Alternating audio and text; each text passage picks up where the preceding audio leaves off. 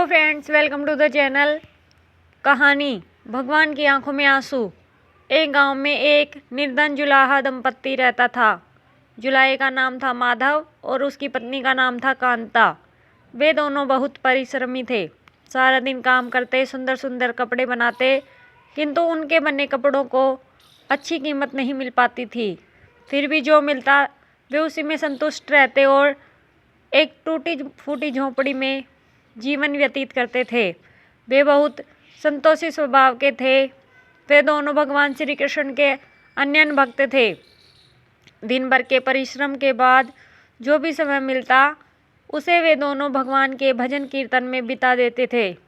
माधव के पास एक तानपुरा और एक खड़ताल थी। जब वह दोनों मिलकर भजन गाते तो कृष्णा तानपुरा बजाता और उसकी पत्नी खड़ताल। फिर तो दोनों भगवान के भजन में ऐसा डूब जाते कि उनको अपनी भूख प्यास की भी चिंता नहीं रहती। उन्होंने अपनी दीनहीन अवस्था के लिए कभी भगवान को कोई उलाहना नहीं दिया और अपने इसी जीवन में प्रसन्न थे। लेकिन एक दुख उनको सदा सताता रहता कि उनके कोई संतान नहीं थी। इसको लेकर वे सदा चिंतित रहा करते थे। चिंता तो थी, फिर भी दोनों सदा भगवान की भक्ति में मग्न रहते। इसको भी उन्होंने भगवान की ही लीला समझकर स्वीकार कर लिया और निष्काम भाव से श्री कृष्ण भक्ति में लीन रहे।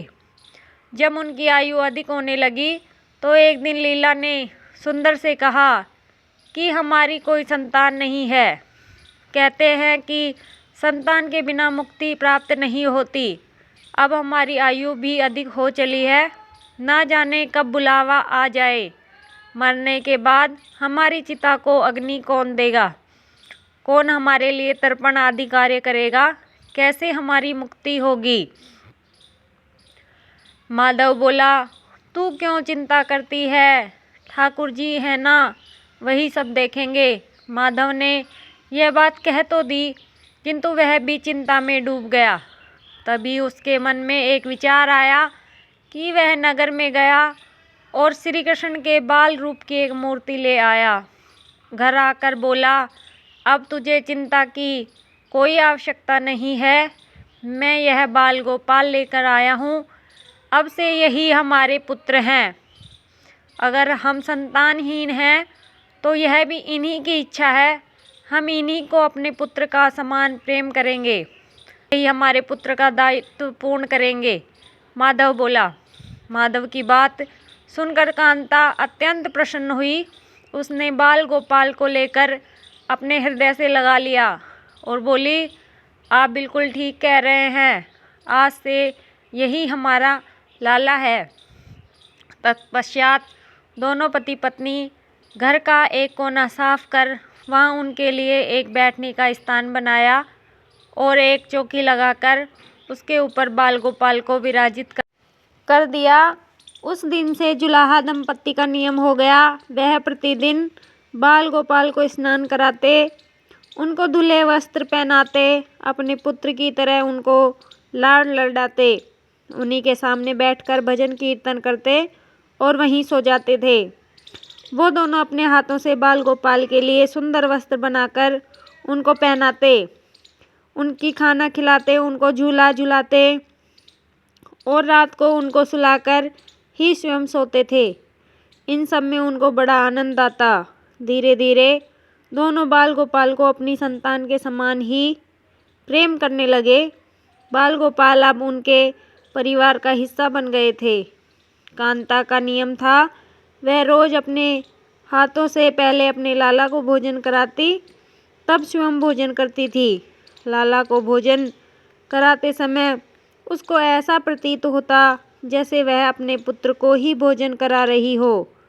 उन दोनों के निश्चल प्रेम को देखकर करुणा निधान भगवान अत्यंत प्रसन्न हुए और उन्होंने अदृश्य रूप में आकर स्वयं भोजन खाना आरंभ कर दिया। कांता जब प्रेम पूर्वक बाल गोपाल को भोजन कराती तो भगवान को प्रतीत होता मानो वह अपने माँ के हाथों से भोजन कर रहे हों। उनको कांता के हाथ से प्रेम पूर्वक मिलने वाले हर कौर में माँ का प्रेम प्राप्त होता था।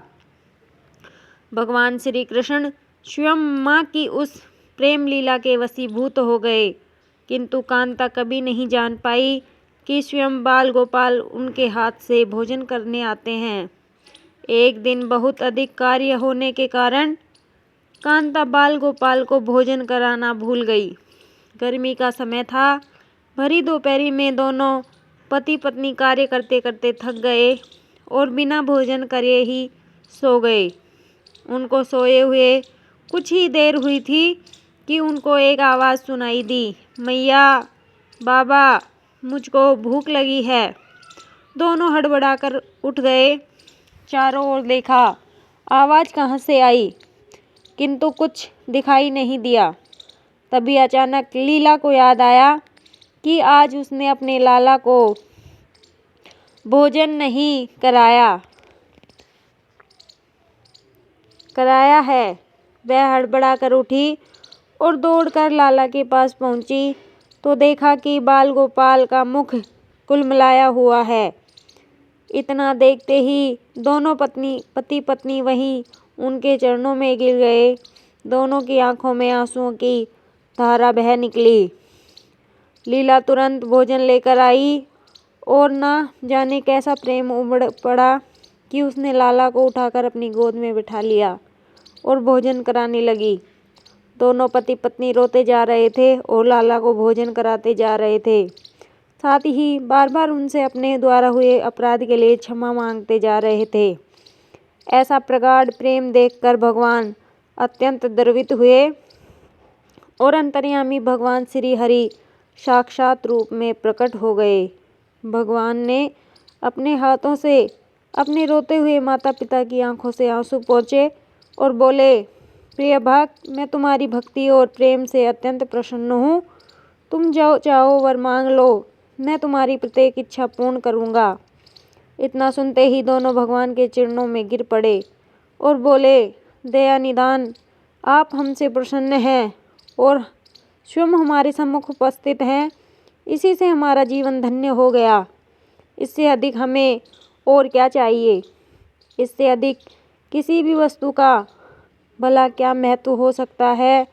आपकी कृपा हम पर बनी रहे, बस इतनी कृपा करना।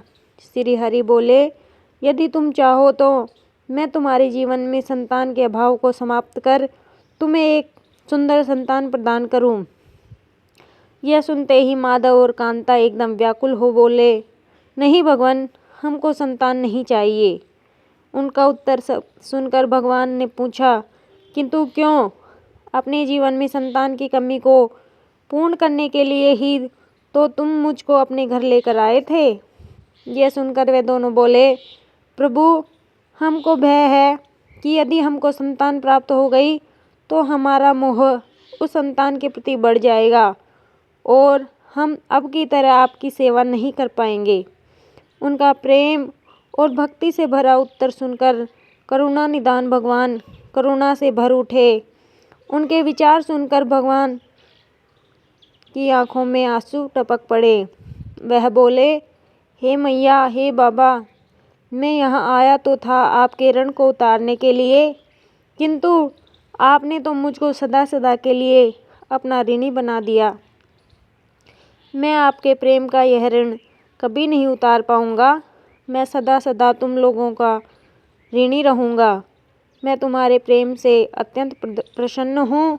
तुमने अपने निर्मल प्रेम से मुझको भी अपने बंधन में बांध लिया है। मैं तुम्हें वचन देता हूँ कि आज से मैं तुम्हारे पुत्र के रूप में तुम्हारे समस्त कार्य पूर्ण करूँगा। तुम्हें कभी संतान का अभाव नहीं होने दूँगा।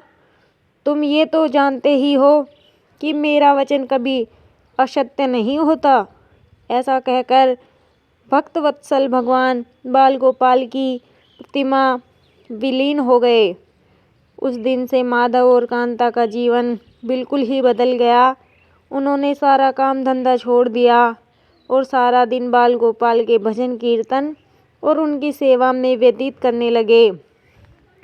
भजन करते हुए उनको न भूख सताती न प्यास लगती थी। उन्होंने सभी प्रकार की इच्छाओं का पूर्ण रूप से त्याग कर दिया। अब माधव कभी कोई कार्य करता तो केवल अपने बाल गोपाल के लिए सुंदर सुंदर वस्त्र बनाने का। उनके सामने जब भी कोई परेशानी आती, बाल गोपाल ही एक बालक के रूप में उपस्थित हो जाते और उनके समस्त कार्य पूर्ण कर देते। वह दंपत्ति और बालक गांव भर में चर्चा का विषय बन गया, किंतु गांव में कोई भी यह नहीं जान पाया कि यह बालक कौन है, कहाँ से आता है और कहाँ चला जाता है। धीरे धीरे समय बीतने लगा। अब जुलाहे दंपत्ति बूढ़े हो चले थे, किंतु भगवान की कृपा उन पर बनी रही। अब दोनों की आयु पूर्ण होने का समय आ रहा था। भगवत प्रेरणा से उनको यह ज्ञात हो गया कि अब उनका समय पूरा होने वाला है। इसी के चलते एक दिन दोनों ने भगवान को पुकारा। ठाकुर जी तुरंत प्रकट हो गए और उनसे उनकी इच्छा जाननी चाहिए। दोनों भक्त दंपत्ति भगवान के चरणों में प्रणाम करके बोले, हे प्रभु, हमने अपने जीवन में आपसे कभी कुछ नहीं मांगा, किंतु अब जीवन का अंतिम समय आ गया है, इसलिए आपसे कुछ मांगना चाहते हैं। भगवान बोले, निसंकोच होकर अपनी इच्छा को कहो। मैं वचन देता हूँ कि तुम्हारी प्रत्येक इच्छा को पूर्ण करूँगा। तब बाल गोपाल के अगाध प्रेम में डूबे उस वृद्ध दंपत्ति बोले, हे नाथ, हमने अपने पुत्र के रूप में आपको देखा है। आप भी पुत्र के समान ही हमारी सेवा की है। अब वह समय आ गया है जिसके लिए कोई भी माता पिता पुत्र की कामना करते हैं। हे दीनबंधु, हमारी इच्छा है कि हम दोनों पति पत्नी के प्राण एक साथ निकले। हे दया निधान, जिस प्रकार एक पुत्र अपने माता पिता की अंतिम क्रिया करता है और उनको मुक्ति प्रदान करता है, उसी प्रकार हे परमेश्वर, हमारी अंतिम क्रिया आप अपने हाथों से कर हमें मुक्ति प्रदान करें। श्री हरि ने दोनों को उनकी इच्छा पूर्ण करने का वचन दिया और बाल गोपाल के विग्रह में विलीन हो गए। अंत में वह दिन आ पहुंचा जब प्रत्येक जीव को यह शरीर छोड़ना पड़ता है। दोनों वृद्ध दंपत्ति बीमार पड़ गए। उन दोनों की भक्ति की चर्चा गांव भर में थी, इसीलिए गांव के लोग उनका हाल जानने उनकी झोपड़ी के पास आ गए, किंतु उन दोनों का ध्यान तो श्री हरि में रम चुका था। उनको नहीं पता कि कौन आया है कौन नहीं। तभी अचानक एक चमत्कार हुआ। जुलाहे की झोपड़ी एक तीव्र और अलौकिक प्रकाश से भर उठी। वहाँ उपस्थित समस्त लोगों की आंखें बंद हो गई। किसी को कुछ भी दिखाई नहीं पड़ रहा था। कुछ लोग तो झोपड़ी से बाहर आ गए, कुछ वहीं धरती पर बैठ गए। तभी श्री हरि अपने दिव्य चतुर्भुज रूप में प्रकट।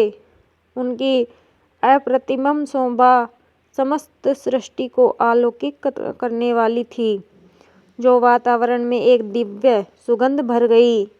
वे अपनी मंद मंद मुस्कान से अपने उन भक्त माता पिता की ओर देख रहे थे। उनका यह दिव्य रूप देखकर दोनों वृद्ध अत्यंत आनंदित और मंत्रमुग्ध हुए जा रहे थे। अपने दिव्य दर्शनों से दोनों को तृप्त करने के बाद करुणामयी लीलाधारी समस्त सृष्टि के पालनकर्ता श्री हरि वहीं उन दोनों के निकट धरती पर ही उनके सिरहाने बैठ गए। भगवान ने उन दोनों भक्तों का सिर अपनी गोद में रख लिया, उनके शीश पर प्रेम पूर्वक अपना हाथ रखा, तत्पश्चात अपने हाथों से उनके नेत्र बंद कर दिए। इतना करते ही तत्काल दोनों के प्राण निकलकर श्री हरि में विलीन हो गए। पंचभूतों से बना शरीर पंचभूतों में ही विलीन हो गया। कुछ समय बाद जब वह दिव्य प्रकाश का लोप हुआ तो सभी उपस्थित ब्राह्मणों ने देखा, वहाँ न तो माधव था और न ही कांता थी और न ही बाल गोपाल।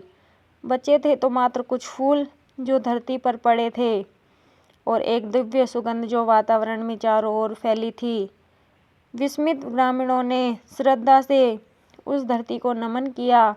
उन पुष्पों को उठाकर ग्रामवासियों ने शीश से लगाया और माधव और कांता की भक्ति और गोविंद के नाम का गुणगान करते हुए चल दिए।